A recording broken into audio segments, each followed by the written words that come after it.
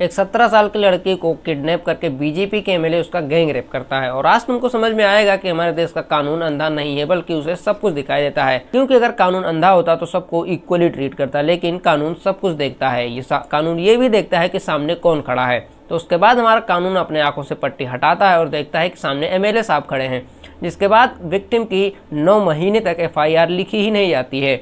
और फिर इन सबसे परेशान होकर विक्टिम सीएम के घर के बाहर जाती है और अपने आप को आग लगा के जलाने की कोशिश करती है।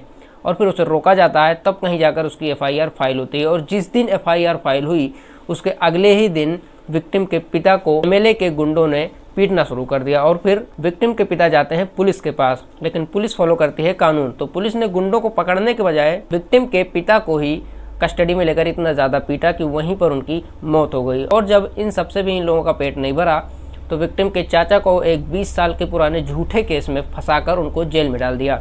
और फिर एक दिन विक्टिम और उसका लॉयर और उसके 2 रिश्तेदार कहीं कार में ट्रैवल कर रहे थे, तो एक ट्रक आता है और जानबूझकर उस गाड़ी को टक्कर मारता है, जिसमें उन दोनों रिश्तेदारों की मौत हो जाती है और विक्टिम 15 दिनों के लिए आईसीयू में एडमिट हो जाती है। मगर यहाँ एक जरूरी बात यह है कि ये सब देखने के लिए हमारा कानून अंधा हो जाता है। और इतना सब कुछ होने के बाद फाइनली एमएलए को दोषी ठहरा जाता है और उसे उम्र कैद में जेल दे दी जाती है। और फिर 6 साल बाद उसको बेल मिल जाती है। और जैसे ही एमएलए जेल के बाहर आता है तो उसकी हिम्मत इतनी बढ़ गई कि वो लड़की को कहता है कि अब मैं बाहर आ गया हूँ और अब तुम लोगों को देखता हूँ। तो विक्टिम ने क्या किया कि विक्टिम ने जाकर इंडिया गेट के सामने खुद को प्रोटेस्ट करने लगी। फिर अगेन एंट्री होती है हमारे अंधे कानून की। पुलिस आती है यहाँ पर, विक्टिम और उसकी माँ को उठाती है, सड़कों पर घसीटते हुए वैन के अंदर उनको ले जाती है।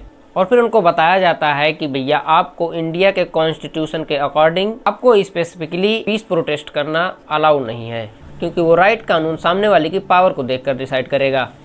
एक अकेला आदमी पहले पूरे एक परिवार को, एक पूरे सिस्टम को अकेला तबाह करके रख दिया।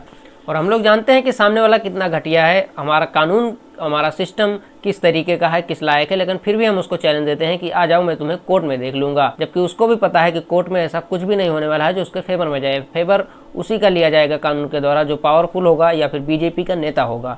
तो इतना सब कुछ जानने के बाद अगर आपको भी लगता है कि आपको न्याय मिल जाएगा इंडिया के अंदर, तो भैया आप बहुत ही पुराने सदी में जी रहे हो।